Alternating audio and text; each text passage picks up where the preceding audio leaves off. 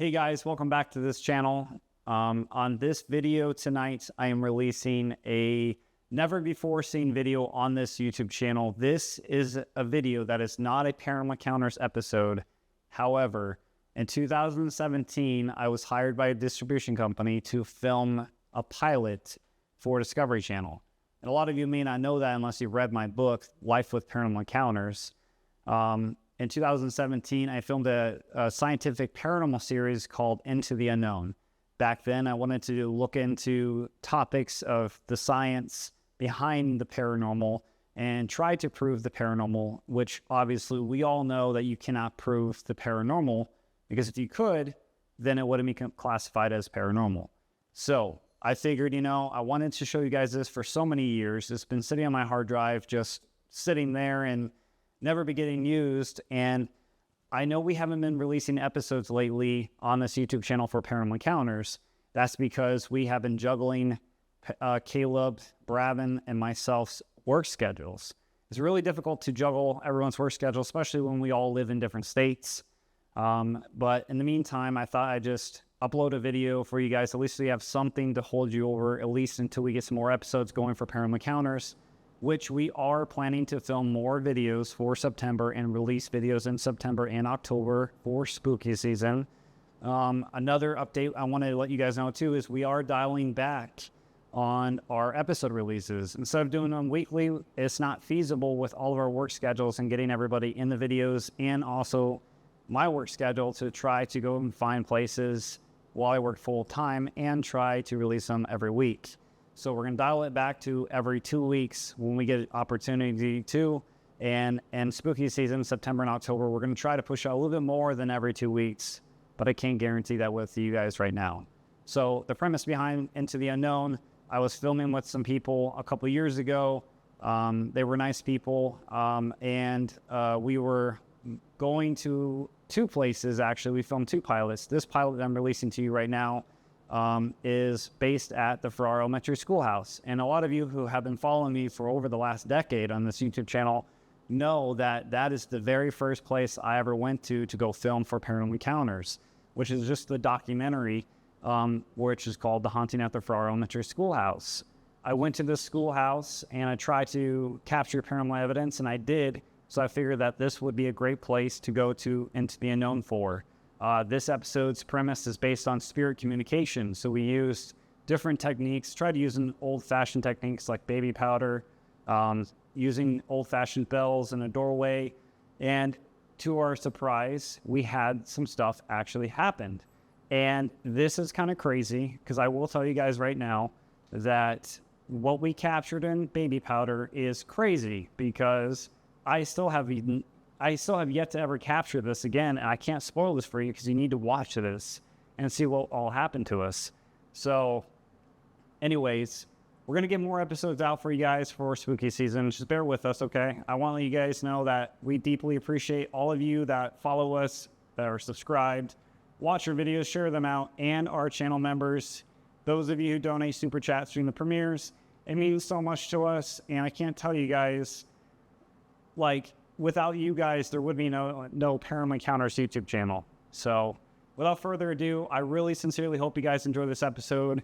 Leave me a comment down below. If you haven't already, please subscribe to this YouTube channel as well too.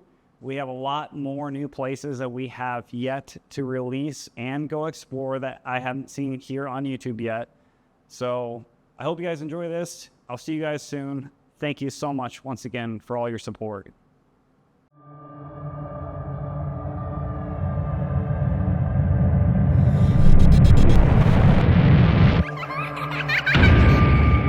On this episode, Zach and I will be exploring the concept of residual hauntings. Our energy is released. I agree. Emotional energy.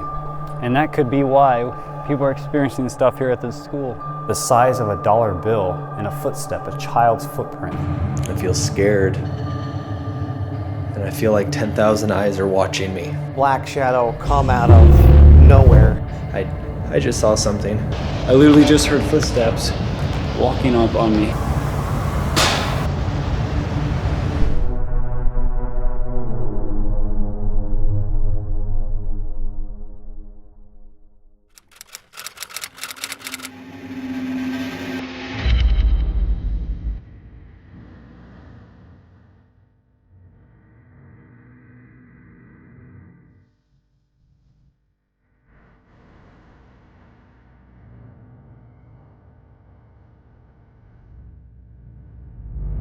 17,000 square feet of pitch-black classrooms and reverberant hallways are riddled with decades of history echoing its past.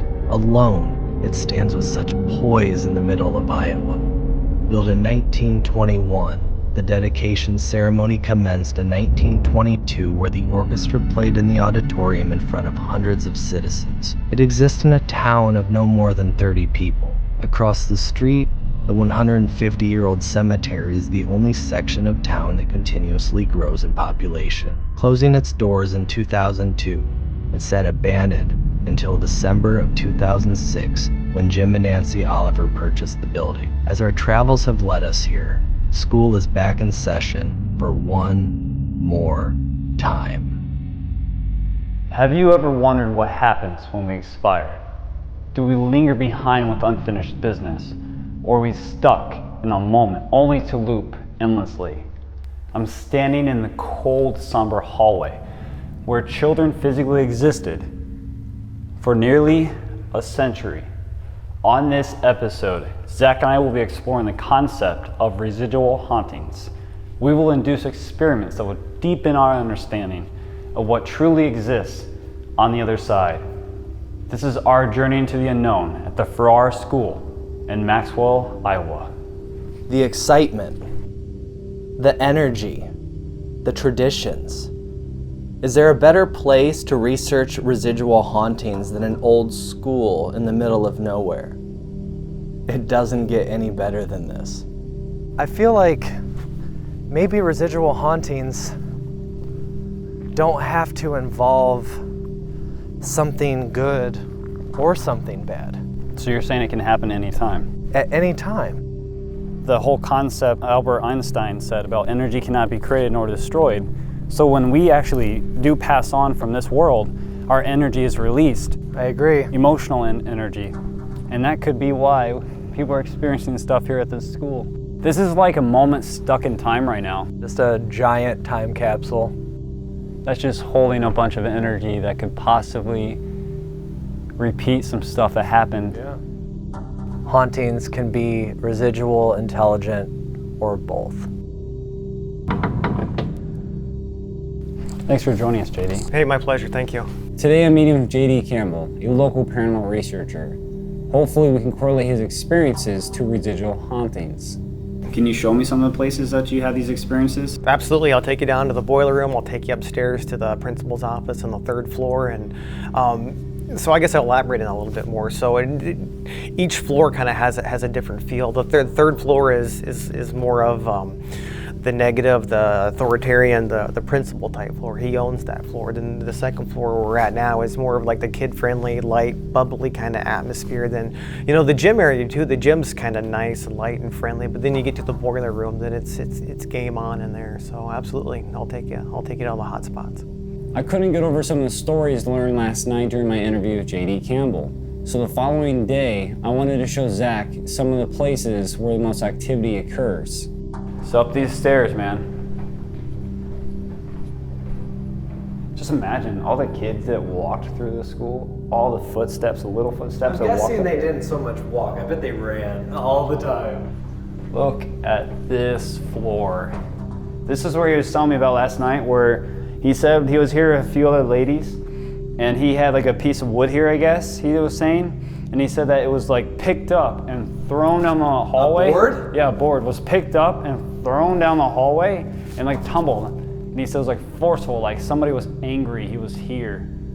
We're standing right here on the stairs just having a conversation, and all night long there was like a board, like a shard of board here, kind of like a broken off piece of a pallet. It was standing right here, and I was standing right here. There's a couple ladies here with me. They were standing on the stairs right next to me. This board gets picked up and thrown 3/4 the way down the hallway. Did you see it get thrown? I did not see it get thrown, but you could definitely hear it on camera.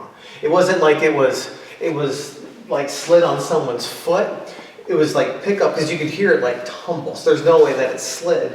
And everyone that was with me was right here in front of me, either in front of me or just behind me on the stairs. And the board was right here, so there's no way that it physically could have been done by anyone in our group. Just as we were discussing the flying board that JD had mentioned in his interview, we heard a door open downstairs. It reverberated throughout the entire schoolhouse. So at this time, we decided to march forward and see if we could find the source of where it was coming from. A door just opened, dude.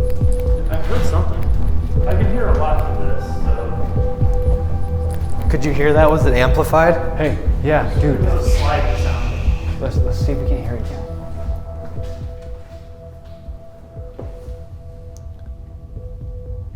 Can you please make that sound again?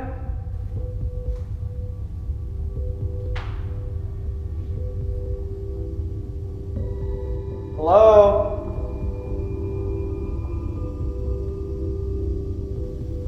Yeah, dude, I totally heard a door open. You heard the squeal, right? Yeah, the squeak.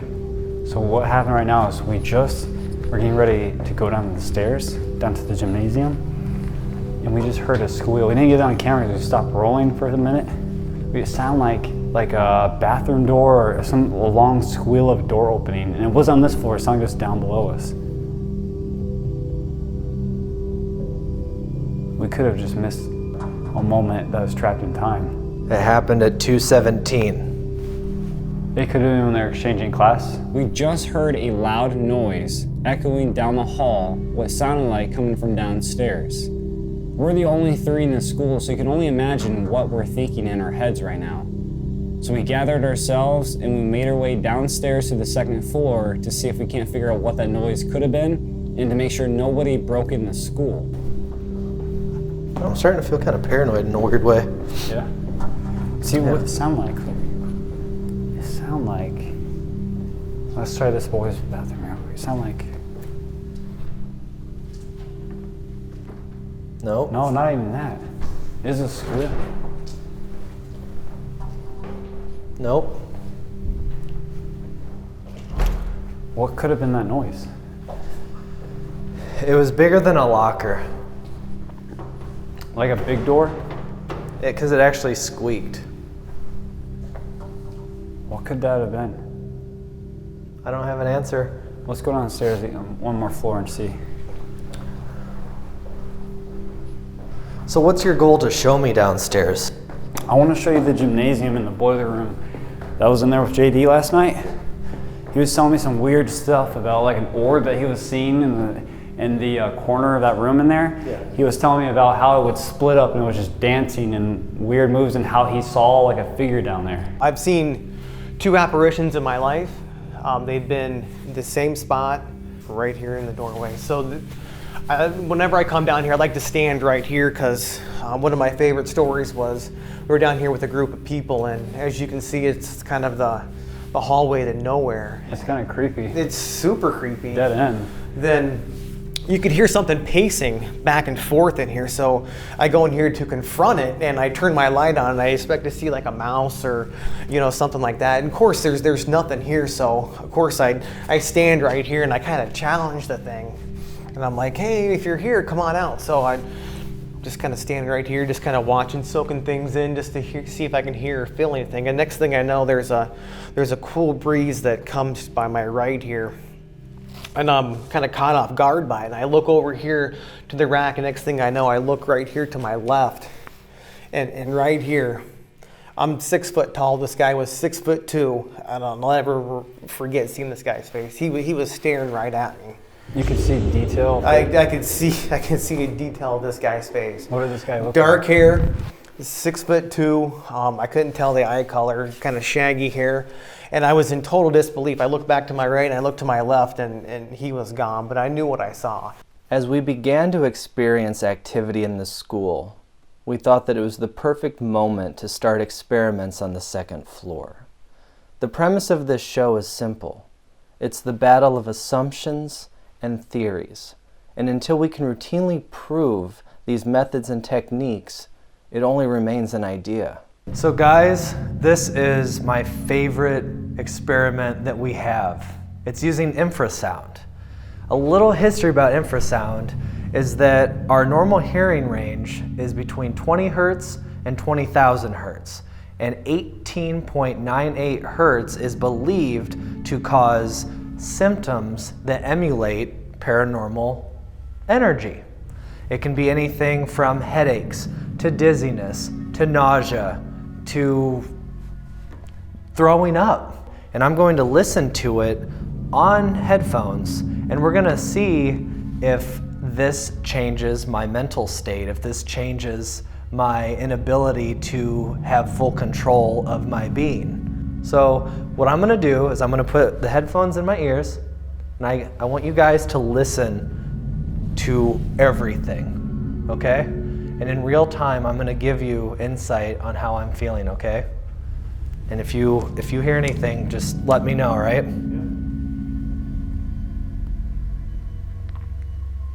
Kind of sounds like you're being taken over, consumed by aliens.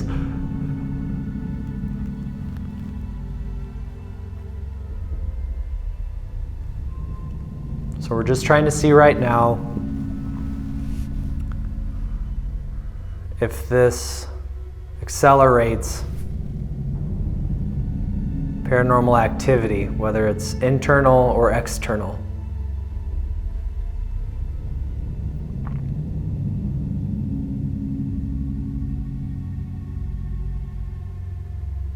Are you standing still? I'm hearing footsteps, as if they're almost walking towards me, and I have the illusion of sounds coming from the auditorium, like rocks hitting the ground and reverberating all the way up. And I just heard that.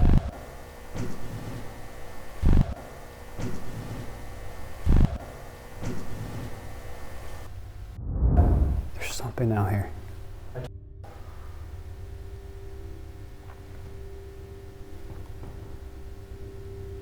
sounded like a rock. After you That's said what that. I'm saying. It sounded like a rock was like that.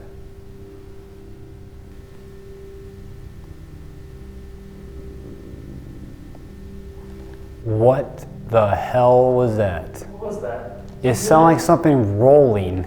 Rolling or being drugged?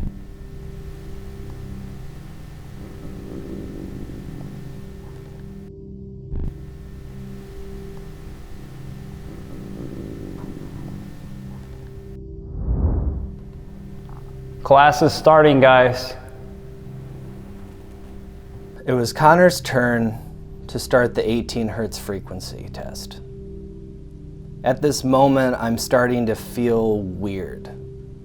For a moment, I felt like nothing really bothered me until I took those headphones off and I started getting angry. So Connor sits down, gets ready to start, and I start getting agitated and upset, and I start shaking, and I just feel this dark shadow over me. And I just storm out of the room. I couldn't handle being there anymore. I couldn't stand looking at Connor. I couldn't stand looking at Perry. I wanted no part of that. So I storm out, I rip my microphone off my shirt, and I go downstairs and I cool off. They leave me alone for a little bit, and this is basically when we set up our next experiment involving baby powder and bells on the 3rd floor. I think the best thing to do right now is to just set up our static cam, face it towards the baby powder and the bells in front of the auditorium and at the end of the hallway. We're coming upon 3 p.m. when kids get out of school. If a residual haunting is here and the kids leave and race outside to get home, they'll be crossing those bells. I would love to hear those go off. Don't be shy. Play with the baby powder, make a mess, run into the bells, play with them, take them, use them. We'll see you in a little bit, okay? Don't be shy.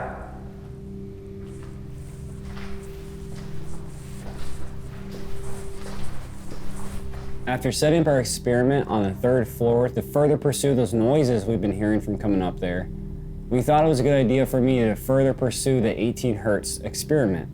Only this time, I would be by myself on the 2nd floor, while Zach and Perry take a break in our gear room. I'm gonna sit down at one of these desks here in the back and just sit here and observe and see if I can't capture any residual sounds that could be coming through, or something I may not be able to hear right now because I got headphones on this 18 hertz. I'm gonna sit here and just observe.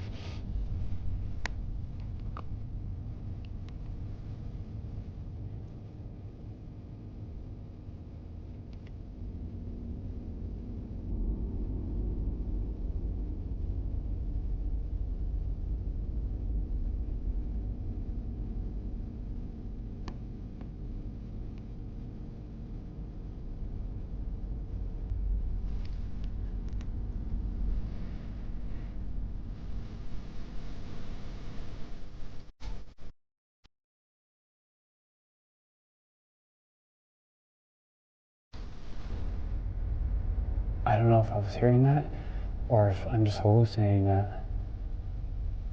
I heard a noise just a minute ago.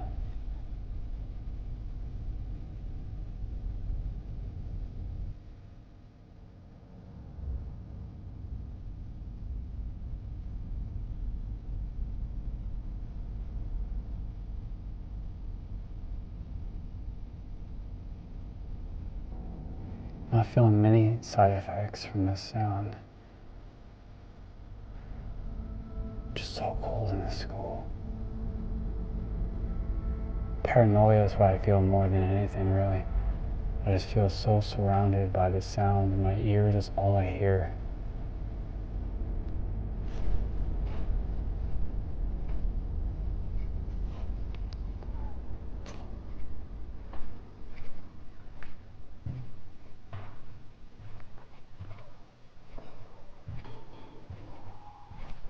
What the hell was that?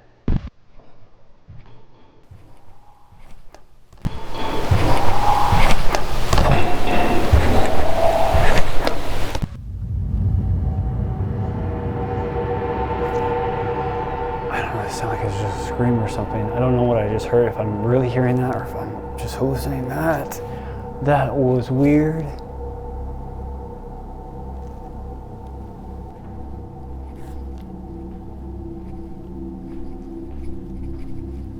See if I'm actually hearing this.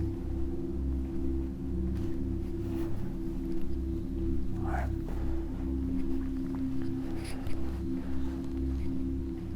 I don't even know if this camera picked this up, but I thought I heard it, like. As I'm walking in this classroom, I hear what sounds like a scream. It threw me off completely. I went out in the hallway to go mark this on our static camera to look back on this. And as I'm getting ready to talk, I'm interrupted what sounded like our bells that we just set up on the 3rd floor. It completely throws me off, so I go to the gear room to make sure not only Zach and Perry are still in that gear room, but we needed to go check out what set off that noise. And as we go up there to go check it out, we found something absolutely chilling. So we were up here setting up bells for our next experiment, right? And we ran downstairs to get our cameras, and we come back up to footprints that are on our baby powder that leads right into the main auditorium that JD told us all about. And it's also on the 3rd floor, which is one of the most active places, in his opinion, right down from where the principal stayed. Right. So what's freaking me out right now is that there's a footprint down here. It's like the size of a child's. And it might be hard to see on camera, but it's so tiny. Right here. It's like it hit it and it realized it, and it was scared to walk on the carpet or go any further. See? That is really baby powder. Yeah. See? It's not just markings, it's on my finger. See that? And we cleaned this floor beforehand. We'll get some production footage of that so people can see it in better quality. But there's a little trail right there. There's a few little random ones, and it looks like it could go into the bathroom, but I'm not sure if that's plaster over there or not. But I know that is not one of our shoe prints. We already looked at them. And it goes over that far and then it just disappears. We decided to roll our static camera as we returned downstairs. I can't believe what we were about to capture. To me, this is the greatest form of residual hauntings, if not a haunting itself. I still can't believe it.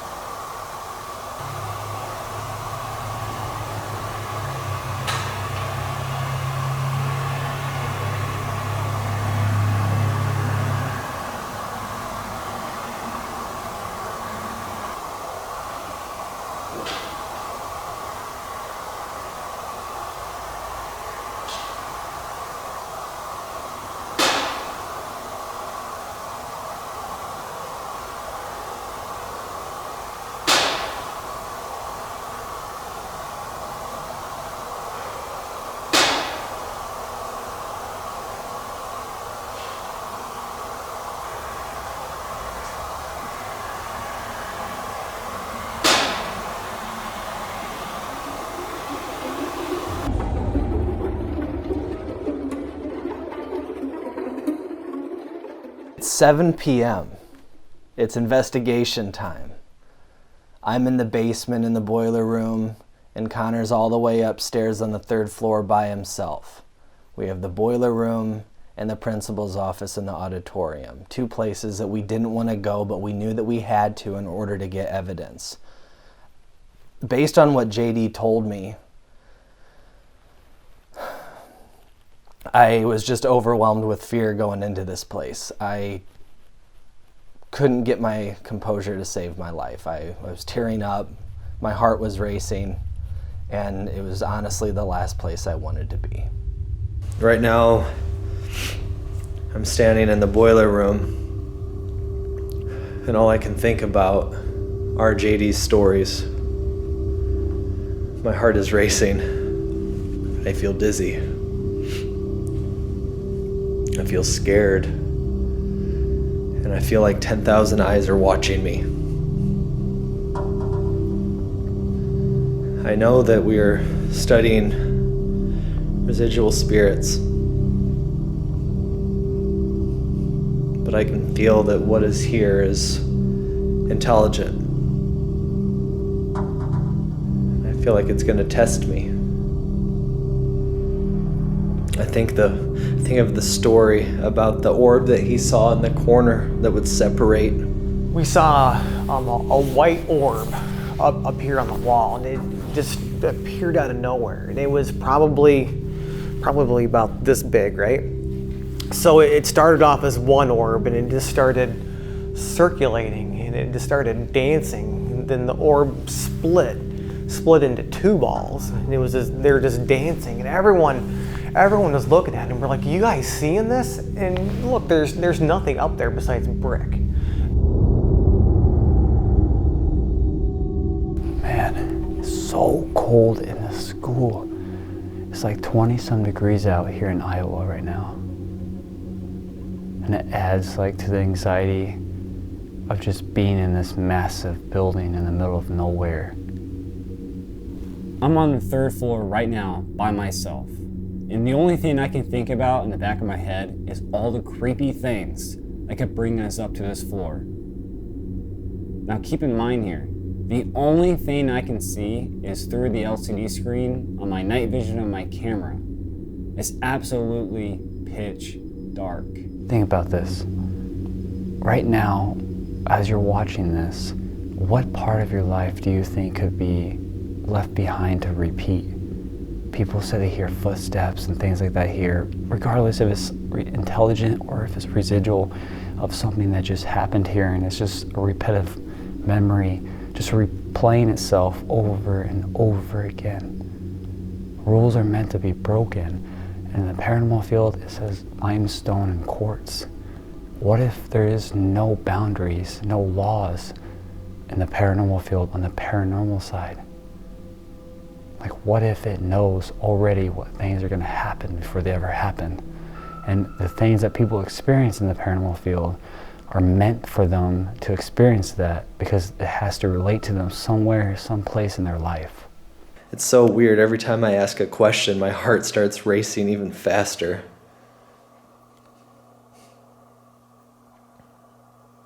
I'm okay if I'm always the scaredy cat, but I can feel that this place is alive. And if the assumption that limestone is the conductor, the storage device of happiness and sadness in the form of history, I'm standing on it right now. I just feel like I'm on the edge of tears because I just saw something. I just saw a white mist in front of me right here. I believe that spirits have a 4-part evolution, and it all starts with an orb. And that orb becomes a mist, and that mist becomes a shadow, and that shadow becomes an apparition. See how the energy could cause it to become those things. That's why that personal assumption of mine is based on the energy that it uses to manifest. just like humans. We're tired. We rest. We're rechargeable batteries, just our ghosts. Think about that. That's the only light that I have on, and I saw it go right in front of that blue bin right there. It was almost like a mist that just disappeared. Are you able to understand the things that I am saying? I'm trying to see if you're on constant motion, in time, just looping endlessly.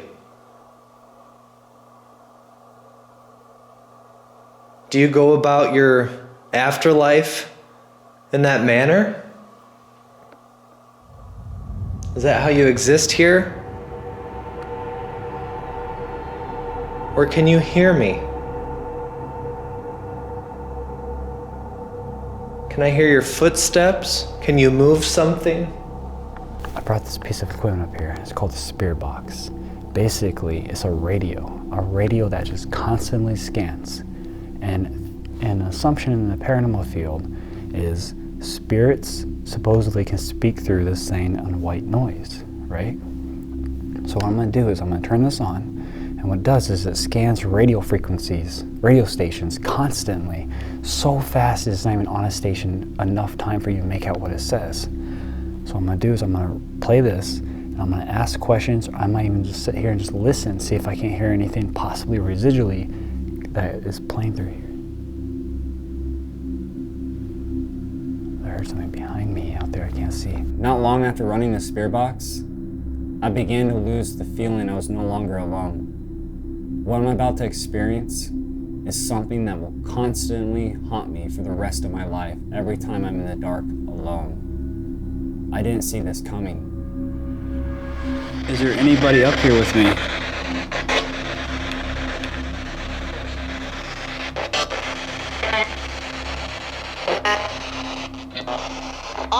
I think I heard yeah. Can you tell me your name? I just want to have a conversation with you. Let's get to know each other. What do you think? I'm gonna go out there, over here on the side off the stage, and go walk. Let's see if I can see him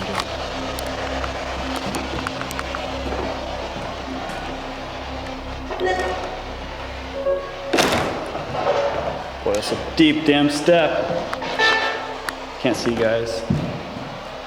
All right. What do you say? All right, something's walking up on me right now. Zach, Perry, is that you? Whether it's intelligent or residual, can it use the energy from these devices to present itself into fruition into an apparition where they feel for a moment that they have to be human to get a message across?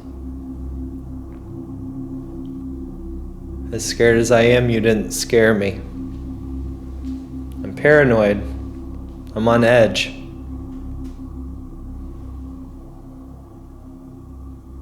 And then something moves right behind me.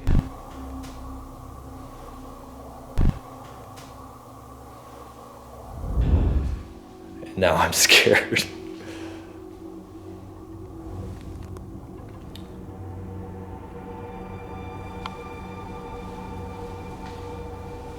I literally just heard footsteps walking up on me. Our whole rule was if something crazy is going on, we're supposed to yell at each other, and they're not even hearing me right now.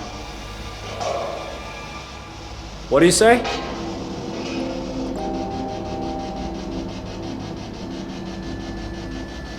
There's nothing now. Hello? You want to play a game?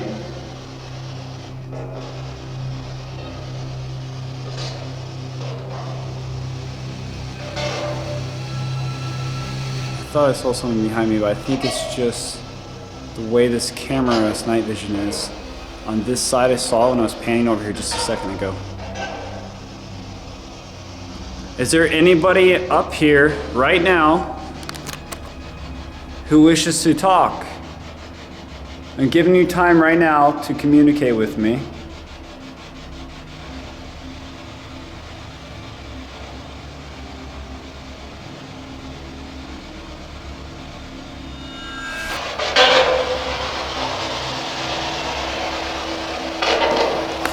Oh. I think it's my time to get out of here. It can't rain all the time. You won't always get the greatest evidence. I'm just thankful to be here, and I have to log that I just saw that mist in this side room. Signing out.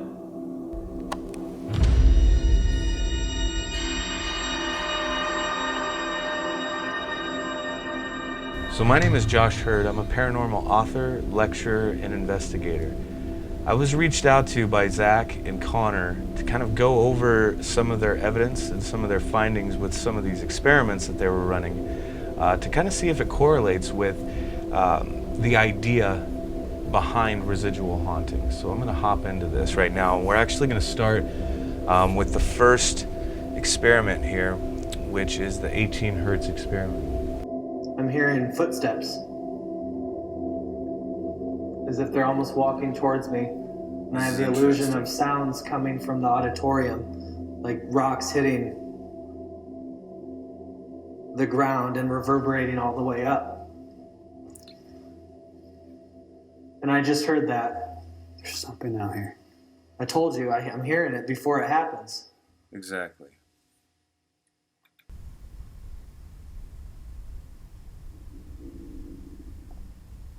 What the hell was that? What's that?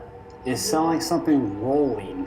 Rolling or being drugged? So this is very interesting, watching this 18 Hertz experiment. This was particularly interesting. Now, this was pretty intense, especially with Zach pretty much hearing this, calling it out, and then having whatever come to fruition. That was some really, really impressive evidence, I will say that. Now, it says here, we just finished setting up for experiment number 2 on the 3rd floor with baby powder and bells. And then we came back and saw something unbelievable. Now, this is something that fascinates me. This is something that I'm personally interested in myself. I've mentioned this before many times in my lectures, using some of these old school methods that aren't really used anymore. Nowadays in the paranormal field, we have gadgets and gizmos and things of that nature, and they all light up and they make noises and everything's pretty and very impressive. However, it is quite expensive. Now, going back to some of these old methods, scattering baby powder to see if you can get footsteps, physical evidence of footsteps. So I'm gonna see what they caught here. It's absolutely crazy to find something like this, to find baby powder footsteps. Wow. See that right there, that's pretty interesting. Something the size of a dollar bill would definitely suggest a child's size footprint. This is impressive stuff that I would say definitely would lend to the idea of a residual type haunting. You think about, especially with a school, and how everything is very scheduled. Around 8:30 or so in the morning, school is in session. And they are going pretty much in the exact same path every day, at the exact same time, Monday through Friday. This right here is the very essence of a residual haunt, in my opinion. This is good stuff.